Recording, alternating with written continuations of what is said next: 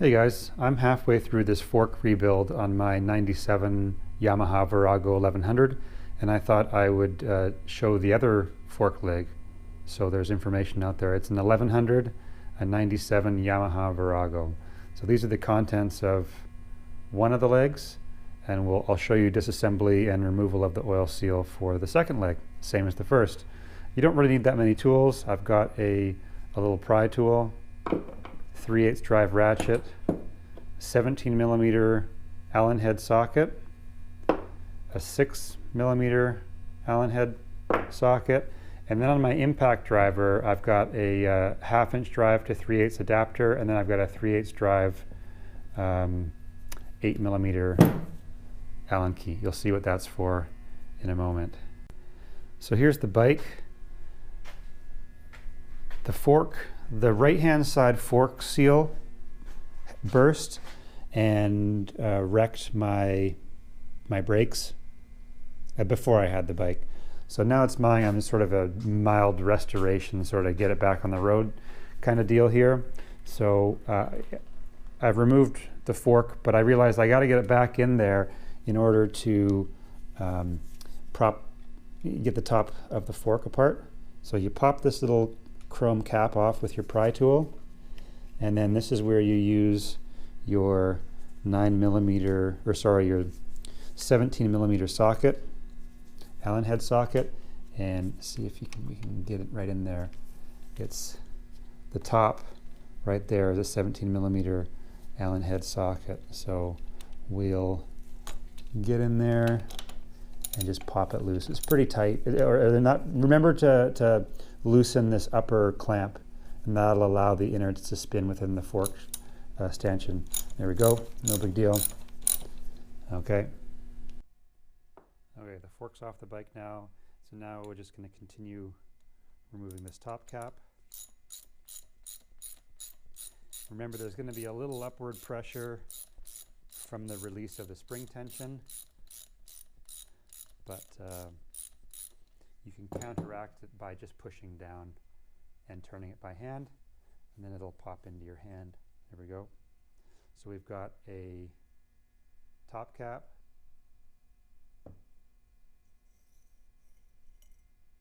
a spacing sleeve,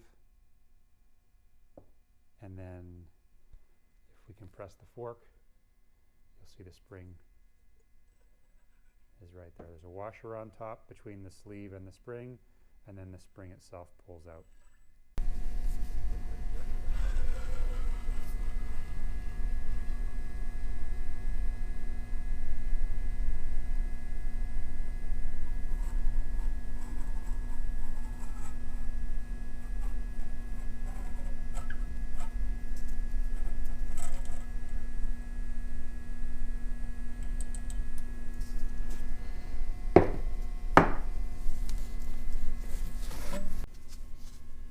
I'm just going to pump out the fork oil, turn it upside down,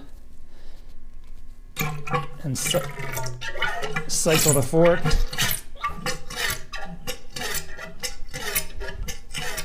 And then you can let it sit for as long as you want, but for the sake of brevity, I won't show you guys the whole draining process. You get the idea.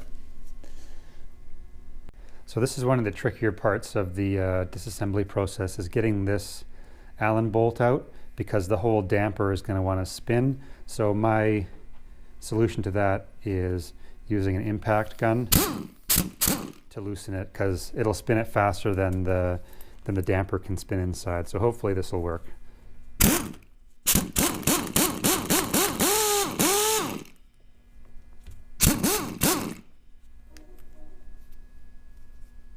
Maybe I'll apply a little bit of pressure as I pull out the upper tube here, and we might get lucky. Yeah, there we go. And don't forget, there's a little copper sealing washer on there. So if it doesn't come out, it'll be stuck in the lower fork leg. Make sure you pull it out and replace it. Now, since we've got the bottom of the fork open, we might as well use this chance to pump out any remaining oil, just so we don't make a mess of our workbench here. Again, If you've got time on your side, you can let it drain out completely and not make a mess. So back to the bench. My next step is to pry the dust seal up. These have been hard to find, so I may have to reuse them. So I'll be extra careful. There we go. Okay, so the dust seal's out. Next step is to get the circlip out, retaining that holds in the oil seal. So we'll just pull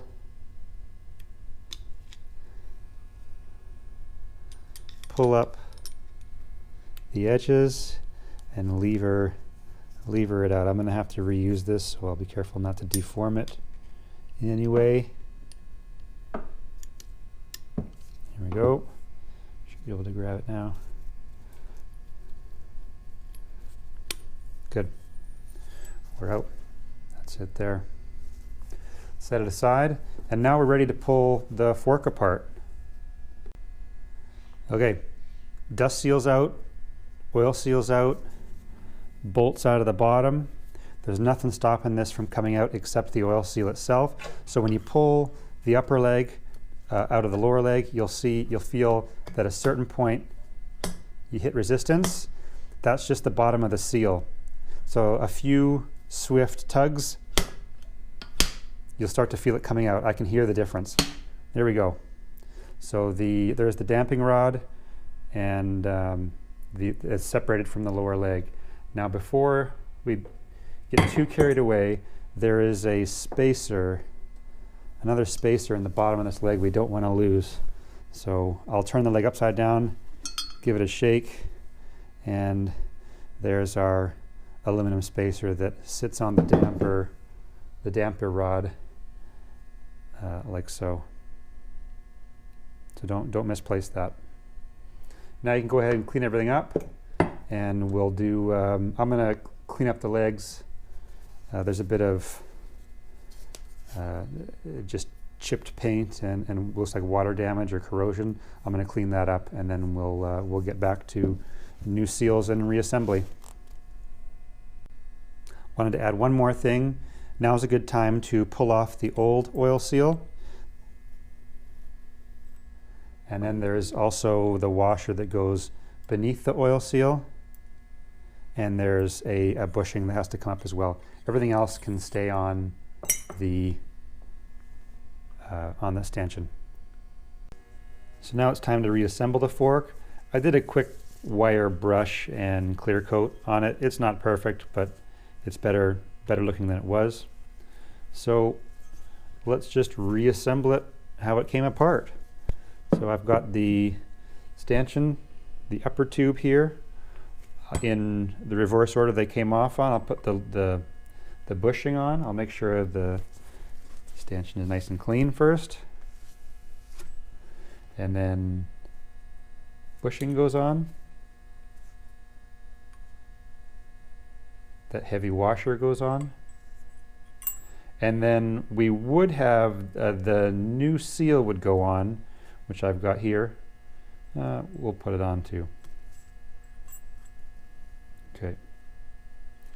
And now we'll slide the whole assembly into the lower fork leg. I'm a little bit worried about this, you know, when I try and fit the screw in the bottom, having the damper rod just push back in. So what I think I'm going to do is install the spring only temporarily. I'll install the spring just so I can get some push, you know, against that damping rod.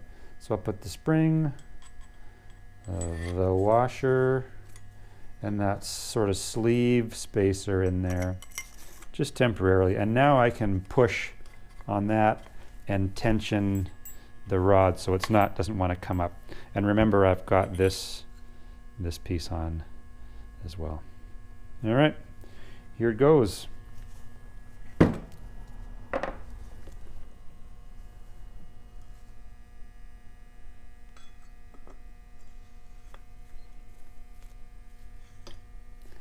I'll keep tension on the spring as I feel for the bottom. I can feel it there. So I'm going to have a look and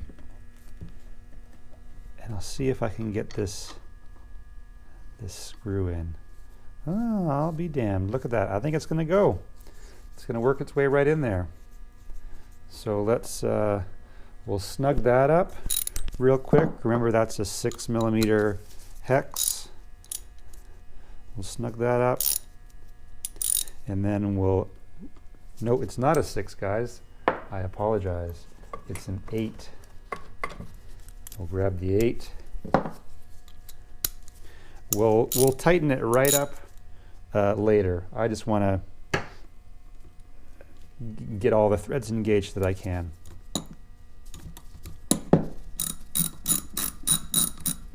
There we go. I feel like we, and there was a new copper washer on that one as well. I can tighten it pretty good. We'll come back for it later. But that felt like we got some purchase on it. So we'll give this all a wipe down. It's looking pretty good. So you can see that nut or that bolt is nice and tight now. So I'll remove the spring. Whoop, they're removing themselves. Remove the spring and spacer, and I'll have to go down and grab that washer because I've dropped it.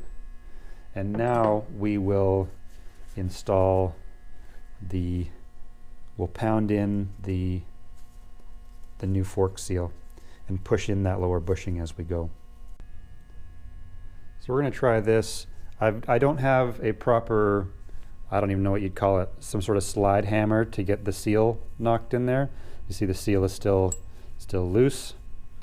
And so in my vise, I have clamped a 1.5-inch piece of ABS plumbing pipe, and the stanchion happens to fit in there quite nicely.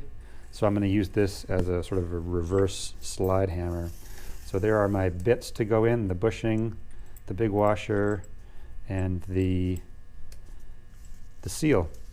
So I'll compress the fork all the way, make sure everything looks lined up.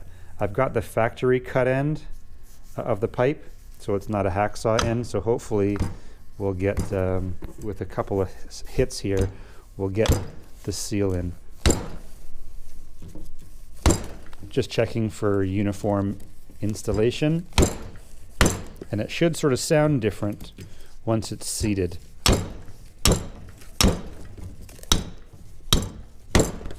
Looks like we're there. So if you look closely, you can see the ridge where the circlip's supposed to go. So I think we're seated. Okay, the next step is to install the circlip and the dust seal. So circlip first. I like to get the side opposite the open end in first if I can, and then work it around. It should, yeah, we don't want to use any pokey tools in case we don't want to damage the seal in any way, but we can push it down with a little pry tool and you'll feel it click in. There we go. Check all the way around, and it looks to be seated in there just right. Last step is to install, maybe we'll give the tube one more wipe so we don't draw any crap down against the seal with the dust seal. So dust seal on, and it's just sort of a finger tight thing. Time to fill it with oil. The capacity for each fork leg is 372 milliliters, which is strangely specific. It also says that you can, with the fork fully compressed, measure 7 inches from the top to the oil level. So that's what I'm going to do. I'll fill it, not all the way, I'll fill it to what I think is roughly 7 inches. I'll cycle it to get the oil all worked around in there, and then I'll measure it. I've got a screwdriver with a tape mark at 7 inches from the tip, and that's going to act as my dipstick. The manufacturer recommends 10 weight fork oil, but also says, believe it or not, that 1030 motor oil is fine, and that's what I have on hand, so that's what I'm going to use.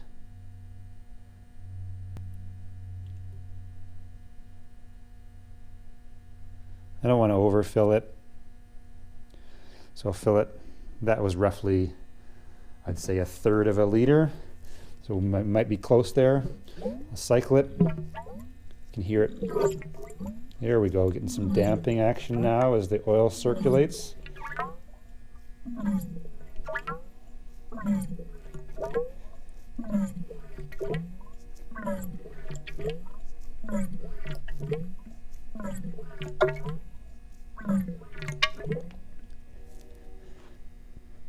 And now I'll use my dipstick, fully compressed.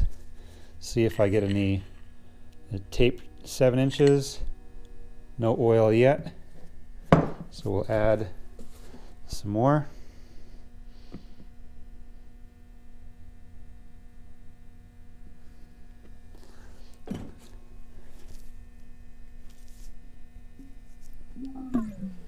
Cycle it a bit.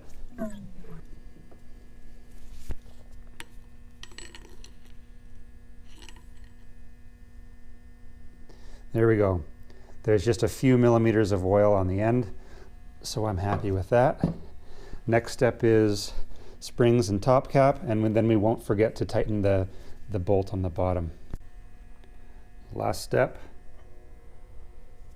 Spring goes back in.